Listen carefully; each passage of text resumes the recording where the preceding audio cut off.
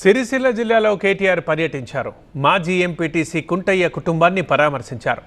తన భూమిని కబ్జా చేశారని ఆరోపిస్తూ ఆత్మహత్య చేసుకున్న అంకుశాపూర్ మాజీ ఎంపీటీసీ కుంటయ్య కుటుంబాన్ని పరామర్శించారు. కుంటయ్య కుటుంబానికి అన్ని విధాలుగా అండగా ఉంటామని చెప్పారు కేటీఆర్. తన ఇద్దరు పిల్లల చదువు, పెళ్లి బాధ్యత నేను తీసుకుంటానన్నారు కేటీఆర్. పోలీస్ స్టేషన్లు సెటిల్మెంట్లకు అడ్డాగా మారాయనన్నారు. పోలీసుల వేధింపులు దక్కించుకుంటే మంచిది.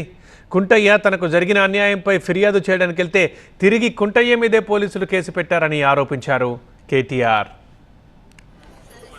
ఆ కుటుంబానికి మొత్తం బీఆర్ఎస్ పార్టీ జిల్లా నాయకత్వం మొత్తం అండగా ఉంటుంది. పూర్తి స్థాయిలో ఆ కుటుంబాన్ని ఆదుకుంటాం, పూర్తి స్థాయిలో ఆ కుటుంబాన్ని కాపాడుకుంటామని చెప్పి తెలియజేస్తూ అధికారులను కూడా నేను కోరుతా ఉన్నా. ఇవాళ పోలీస్ స్టేషన్లు సెటిల్మెంట్ల అడ్డాలుగా మారిపోయినాయి. పోలీసులు అదేవిధంగా ఇతర అధికారులు ఒకటే పని పెట్టుకున్నారు. కాంగ్రెస్ నాయకులు ఏం చెప్తే చేయాలా అన్నట్టుగా విచ్చలవిడితనం ప్రదర్శిస్తూ ఉన్నారు. ఇది మంచిది కాదు. రాజకీయాల్లో గెలుస్తాము, ఓడతాం. మేము కూడా 10 ఏళ్ళ అధికారంలో ఉన్నాం. కానీ గింత లేకి పనులు, గింత చిల్లర పనులు ఎన్నడూ కూడా చేయలేదు. ఇకనైనా ఇలాంటివి కాకుండా, ముఖ్యంగా ఎక్కడైనా కంప్లైంట్ వస్తే కుంటయ్య గారు కంప్లైంట్ చేసినారు, నాకు రావాల్సిన డబ్బులు ఇవ్వకుండా నేను సతాయిస్తున్నారని. ఉల్టా ఆయన మీద కేసు బనాయించారు. అంటే ఈ రకమైన వేధింపులు, ఈ రకమైన సివిల్ మ్యాటర్లో కూడా పోలీసులు దూరడము, సెటిల్మెంట్లకు ప్రయత్నం చేయడము, ఈ రకంగా అరాచకం చేయడము ఇది ఎంతమాత్రం మంచిది కాదు. నేను ఏ ఒక్కరి మీద నేను విమర్శ చేస్తలేను.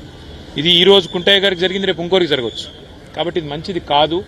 దయచేసి కంట్రోల్ చేసే ప్రయత్నం చేయాలని చెప్పి కూడా నేను ఈ రాష్ట్ర ప్రభుత్వాన్ని కూడా కోరుతా ఉన్నా. కానీ ఆ కుటుంబానికి మాత్రం ఇవాళ ఇంతకంటే ఎక్కువ రాజకీయం నేను మాట్లాడను.